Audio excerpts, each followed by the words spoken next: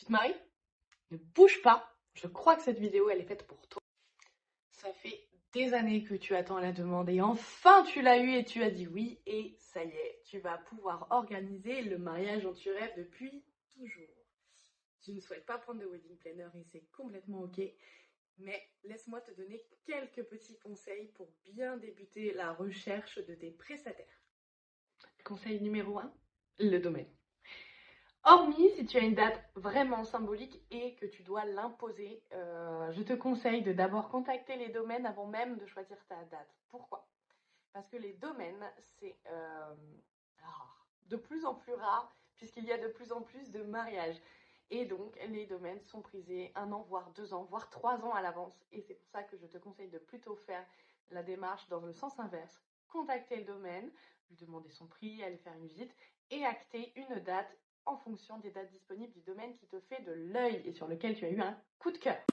Conseil numéro 2, le traiteur. Mais avant de contacter le traiteur, s'il te plaît, réfléchis à ce que tu aimerais comme type de repas. Est-ce que tu voudrais un grand randonneur, c'est-à-dire 2 heures, 2 heures et demie de cocktail, puis ensuite un plat, un fromage, un dessert, ou est-ce que tu veux un vin d'honneur un peu plus court avec une entrée, un plat, un fromage, un dessert, ou est-ce que tu voudrais un buffet? Quelle que soit la réponse, une fois que tu as choisi ce que tu préférerais pour le déroulé de ton repas de mariage, tu contactes les traiteurs. Comment contacter un traiteur? C'est simple.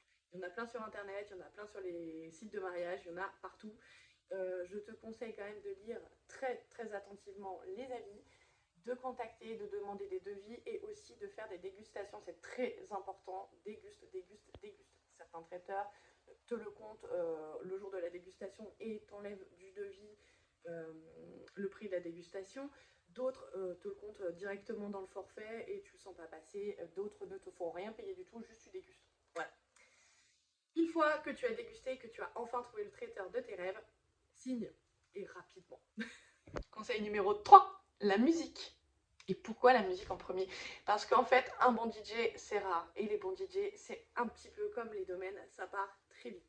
Si tu as fait la rencontre d'un DJ topissime sur un événement corpo ou au mariage de ta cousine ou de ta meilleure amie, peu importe, ou même parce que tu as entendu un DJ qui te plaît énormément, que tu aimes son style et que tu veux absolument que ce soit lui pour ton mariage, n'hésite pas à le contacter très rapidement. Encore une fois, les bons DJ, il n'y en a pas beaucoup et ce serait dommage de tomber sur une playlist Deezer qui, elle, ne pourra pas gérer l'ambiance et gérer la musique si jamais, par exemple, la musique que tu as choisie à ce moment-là, elle ne plaît pas à tes invités.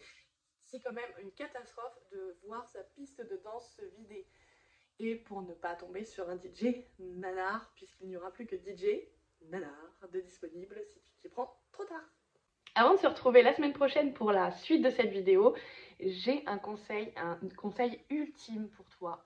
S'il te plaît, quelle que soit ta décision par rapport au prestataire que tu as consulté, je t'en supplie, donne-leur ta réponse. Alors, je ne doute pas que tu donnes ta réponse à la personne que tu as choisie, mais s'il te plaît, les prestataires que tu ne choisis pas, prends le temps de leur dire que tu ne les choisis pas.